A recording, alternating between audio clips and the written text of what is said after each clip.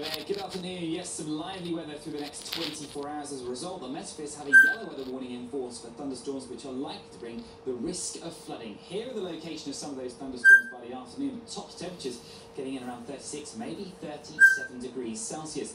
As we go into this evening, yes, we'll hold on to those showers. They'll become more frequent, more persistent, and further deluges of wet weather overnight tonight. As we start our day tomorrow, though, temperatures holding up between 17 and 18 degrees, so another uncomfortable night for sleeping. And we go through the day tomorrow, yes, there'll be some sunshine, a few splashes of rain through the morning, but a brighter afternoon, breezy as well, and feeling that bit fresher. And as we work into Sunday, it looks like wet and windy weather returns.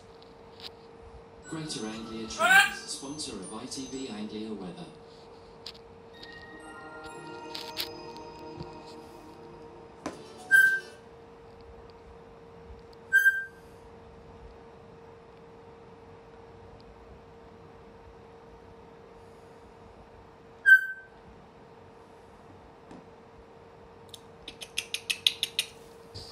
Hello?